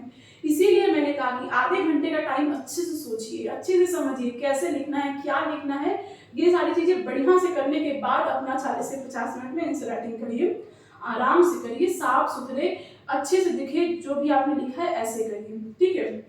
और इसमें भी आप ऐसा नहीं कि बस पैरा पैरा लिखते जाइए, इंट्रो आपको जैसे लिखना है आप लिखिए, इन सभी के हेल्प से, इन सभी को यूज करके। आप इनमें से जरूरी नहीं कि बस एक ही चीज को यूज करिए, आप कोट लिख सकते हैं कोई भी पहले, उसके बाद फिर कोई क्वेश्चन उठा सकते हैं इससे रिलेटेड, या फिर कोई जो जैसे कि बीच में आप कोई स्टेटमेंट दे सकते हैं कि हाल ही में इन्होंने ये ऐसा कहा, या फिर आप रिपोर्ट बता दीजिए कोई घटनाएं भी, मतलब आप इनमें से 3 4 5 चीजों का यूज आराम से कर सकते हैं अपने आंसर को और अच्छा बनाने के लिए एक साथ। तो ये सारी चीजें आपको इंट्रो में लिखनी है। उसके बाद अगर मुख्य भाग पे अगर आप आते हैं, ठीक है, ये तो रहा खैर इंट्रो की बात, ठीक है, ये तो इंट्रो की बात हो गई। ये चीजें आप अगर आप देख लिए हैं, लिखना है तो आप लिख लीजिए, ये तो खैर इंट्रो की बात हो गई। अब हम आते हैं किस पे, मेन बॉडी पे। और मेन बॉडी कैसी होनी चाहिए, देखिए मेन बॉडी जो होनी चाहिए वो एक तो इंट्रो से रिलेट करनी चाहिए, ठीक है। आंसर का जो मुख्य भाग होता है जिसको हम कहते हैं बॉडी, वो क्या होना चाहिए, रिलेट करना चाहिए इंट्रो से, रिलेटेड विद इंट्रो, ठीक है। इंट्रो से क्या होना चाहिए, रिलेट करना चाहिए, टॉपिक से भटका हुआ ना होना चाहिए। आपका जो भी टॉपिक आपने उठाया है इस एनसीईआरटी में, एक तो वो उस टॉपिक से रिलेटेड हो, दूसरा आपने जो भी इंट्रो दिया है अभी 150 वर्ड्स का, उस इंट्रो से आपका क्या करे, वो रिलेट करे, उसी के क्रम में दिखे, ऐसा ना लगे कि बस एक नया चीज उठा दिया आपने, नहीं। अब उसके बाद आप इसमें आप हेडिंग, सब हेडिंग, बुलेट पॉइंट्स, इन सारी चीजों को आप क्या करिए, यूज करिए आराम से, ठीक है। मेन बॉडी को आप लिखने में आप हेडिंग्स, सब हेडिंग,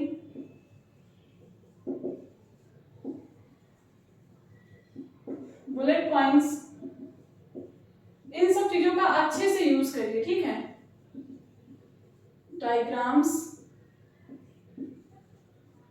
फ्लो चार्ट्स, मैप, अब यहां पर भी आप मैप बना सकते हैं आराम से। उसके बाद ट्री चार्ट, बस आपको देखिए बहुत ज्यादा लिखना नहीं है, आपको बस अपने आंसर को अच्छे से रिप्रेजेंट करना है, बढ़िया से लेकर के जाना है, इंटरेस्टिंग वे में लिखना है। इन सभी चीजों का यूज करिए, किसमें, बॉडी में, इन सभी चीजों का यूज करिए, ठीक है। और सबसे पहले तो अगर आपको कुछ ना समझ में आए कि इसमें हम लिखे क्या, तो आप सबसे पहले उस एक टॉपिक के हर एक एस्पेक्ट्स को खंगाल दीजिए पूरी तरीके से। कैसे, वो एस्पेक्ट्स क्या बन सकते हैं, अगर हम इनको देखें तो आप क्या करिए कि उनके सभी डायमेंशन को पहले तो आप क्या करिए, जो रफ पे, जैसा कि मैंने बताया, जब आपको सोचना होगा कि हाँ इंट्रो में ये है, बॉडी में ये लिखेंगे, ऐसी चीजें, तो आप सबसे पहले क्या करिए, सारे डायमेंशंस देखिए, जो भी डायमेंशंस है, इकोनॉमिकल, ज्योग्राफिकल, पॉलिटिकल, अगर हिस्टोरिकल बन सकता है तो हिस्टोरिकल लीजिए, फिलोसॉफिकल बन सकता है तो फिलोसॉफिकल लीजिए, और उसके बाद क्या कहते हैं, इन्वायरमेंटल हो सकता है तो इन्वायरमेंटल लीजिए, साइंस से रिलेट कर सकता है तो साइंस से रिलेट कराइए, सोसाइटी से रिलेट करता है तो सोसाइटी से रिलेट कराइए। मतलब इसके हर एक एस्पेक्ट को आप पहले खंगाल दीजिए कि इसमें हम इकोनॉमिकल, इसके इकोनॉमिकल डायमेंशन में क्या लिख सकते हैं, सोशल में क्या लिख सकते हैं, पॉलिटिकल में क्या लिख सकते हैं, कल्चरल, जैसे कि मैंने कहा हिस्टोरिकल अगर बने तो कल्चर से रिलेट करे, संस्कृति से रिलेट करे, तो ये सारी चीजें भी आप लिख सकते हैं। इन सभी एस्पेक्ट्स को, इन सभी डायमेंशन को पहले तो सोचिए, जब कुछ ना समझ में आए तो इन चीजों को सोचिए, और ये बहुत अच्छा रिजल्ट देते हैं। आप जलवायु परिवर्तन की चीजों को उठाइए, कोई क्वेश्चन है जलवायु परिवर्तन से रिलेट करता है, एनवायरमेंट से रिलेट करता है, तो अब आप इसको देखिए कि जलवायु परिवर्तन का हमारी अर्थव्यवस्था पर क्या प्रभाव पड़ेगा, हमारे भूगोल पर क्या प्रभाव पड़ेगा, राजनीतिक व्यवस्था पर उसका क्या असर पड़ रहा है, कल्चर से कैसे वो रिलेट कर लेगा, फिलोसॉफिकल कैसे रिलेट कर लेगा दार्शनिक तरीके से। इसके बाद आपका इन्वायरमेंट का पार्ट है तो इन्वायरमेंट से तो रिलेट करेगा ही। फिर अब साइंस से कैसे रिलेट करता है, विज्ञान का क्या उसमें यूज किया जा सकता है, इन चीजों को अगर हमको सही करना और एड्रेस करना हो तो। फिर सोसाइटी में क्या प्रभाव पड़ता है, सोशल क्या इसका इम्पैक्ट पड़ेगा, इन चीजों को हम इस पे देखेंगे, ठीक है। तो इतने सारे एस्पेक्ट्स आप बना सकते हैं और इन चीजों को ऐसे आप लिख सकते हैं, ठीक है। आप एक पॉइंट वाइज लिख दीजिए। आप जैसे आपने अगर आपको पॉलिटिकल, ज्योग्राफिकल बताना है तो आप पहले हेडिंग में लिख दीजिए या फिर पॉइंट वाइज लिख दीजिए कि हाँ हेडिंग डाल दीजिए, सब हेडिंग डालिए कि इसका आर्थिक प्रभाव क्या है, आप उसके बाद उसको लिख दीजिए पॉइंट वाइज। नेक्स्ट आप क्या करिए, राजनीतिक प्रभाव को आप डायग्राम में लिख दीजिए, इस तरीके से आप लिख दीजिए। और अगर आपको लगे कि इसमें मैप की जरूरत पड़ सकती है या किसी भी पर्टिकुलर डायग्राम की जरूरत पड़ सकती है, आप वहां पर उसको साइड में बना दीजिए, छोटे में बनाइए ताकि वो साफ साफ दिखे भी और बहुत ज्यादा स्पेस भी ना ले। ठीक है, ऐसा नहीं कि पूरा एक पन्ना में भारत नक्शा ही बनाए हैं, नहीं, छोटा सा बनाए जैसा कि मैंने आपको बना के दिखाया था। ठीक है, तो ये सारी चीजें रहती है। और दूसरा, तो अगर आप पैरा लिख रहे हैं, ठीक है, यहाँ पर मैं एक और पेज बनाती हूँ।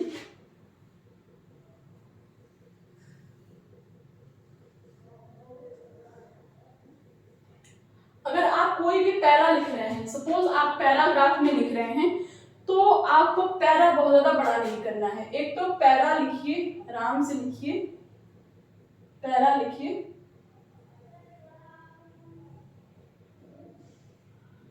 फिर आपने 4-5 लाइनें लिखी। अब देखिए, अब लाइन यहां से खत्म हुई है, ठीक यहां से स्टार्ट करिए दूसरा पैरा। थोड़ा सा एक लाइन के बराबर का गैप दीजिए, यहां से स्टार्ट करिए। अब इसको यहां पर खत्म कराइए, फिर यहां से स्टार्ट करिए।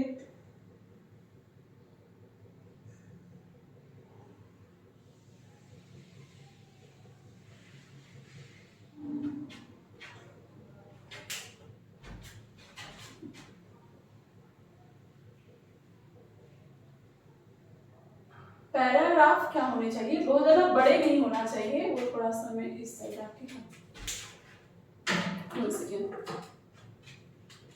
पैरा जो होने चाहिए वो आपके छोटे होने चाहिए। ठीक है, हमेशा 4 से 5 लाइन के आपके पैरा होने चाहिए।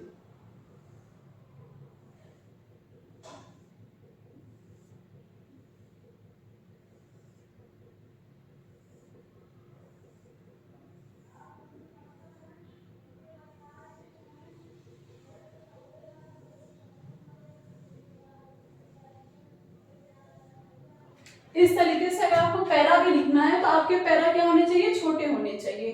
ठीक है, पैरा आपके छोटे होने चाहिए। और ऐसा नहीं कि आपने यहां से लिख के खत्म किया तो अब यहां से लिखना शुरू करिए, नहीं, आप इतने में खत्म करिए चाहे इतने में खत्म करिए, आप इसके बीच से स्टार्ट करिए। ठीक है, और बीच में इतना गैप दीजिए कि पता चले कि आपने पैरा चेंज किया है, क्योंकि लाइन तो रहता नहीं है।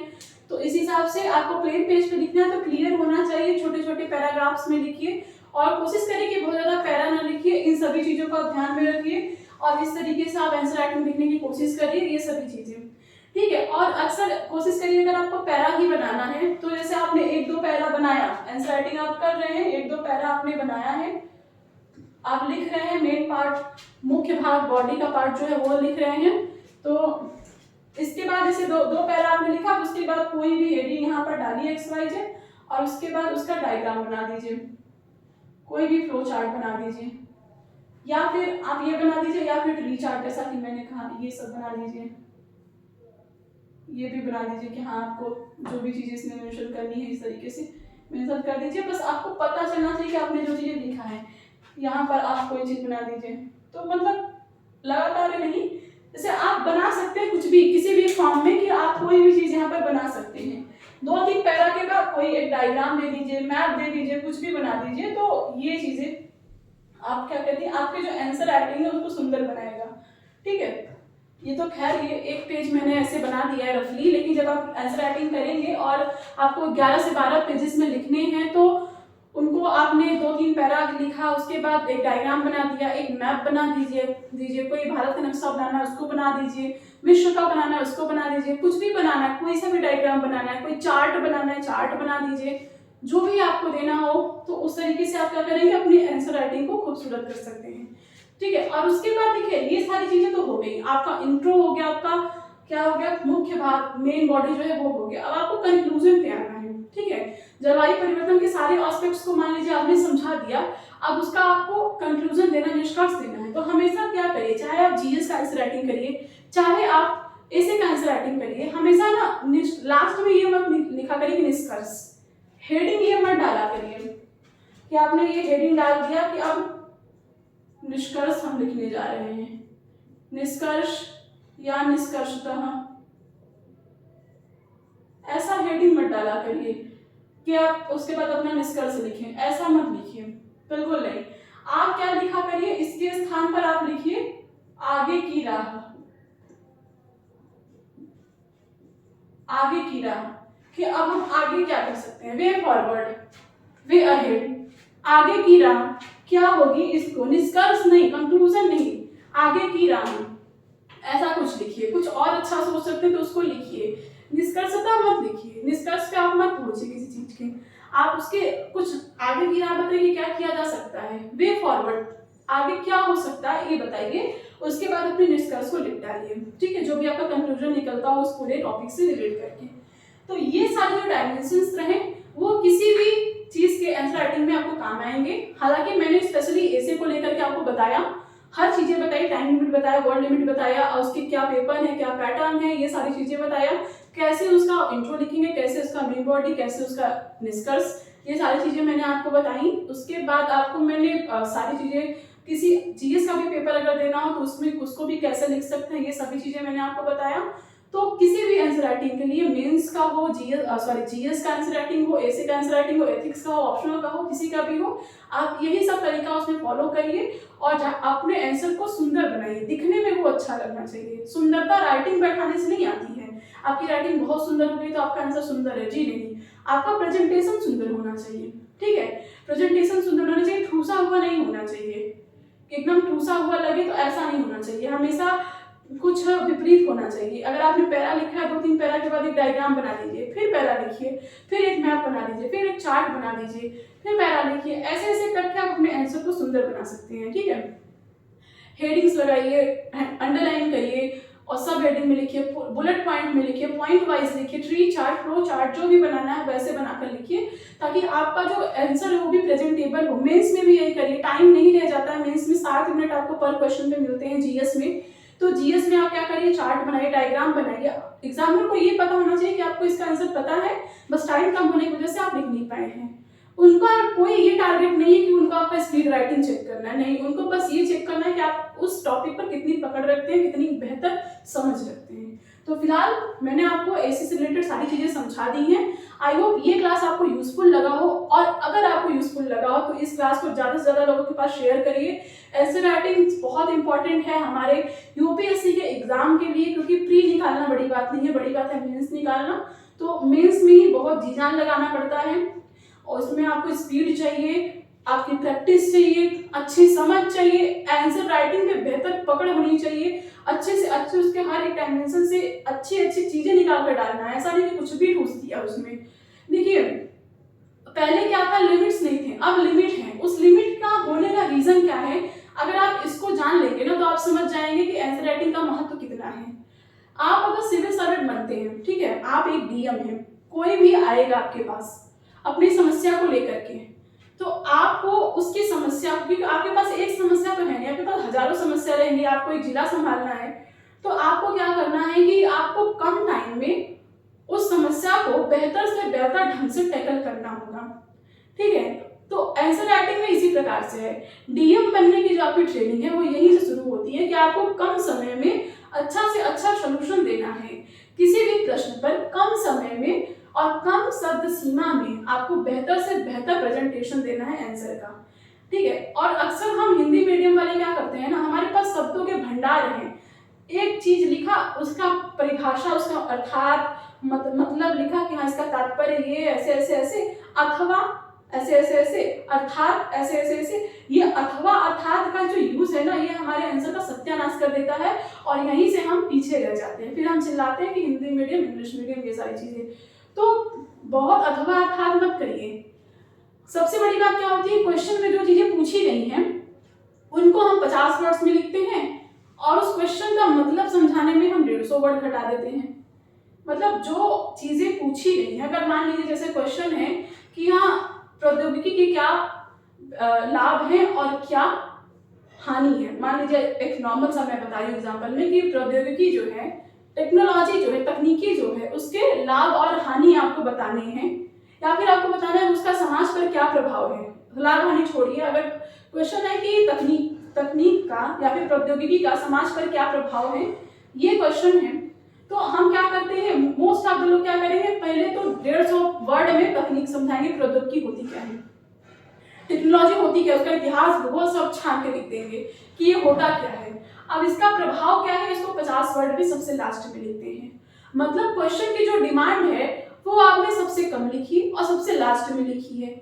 आपको जो नहीं पूछा गया वो चीजें आपने भरमार लिख दी है। अब देखिए, अगर आपके पास कोई आता है अपनी समस्या को लेकर के कि हाँ साहब मुझे ये हो गया है, ठीक है, जैसे सपोज आप डॉक्टर के पास आइए, कहिए डॉक्टर साहब मुझे बुखार हो गया है। अब डॉक्टर साहब आपको कहें बैठिए, कुर्सी लगा दे, बैठ गए। अब आप क्या कर, अब डॉक्टर आपको क्या कहेंगे, देखिए बुखार का मतलब ये होता है, सबसे पहले बुखार इसको आया था, बुखार में ऐसी ऐसी चीजें होती हैं।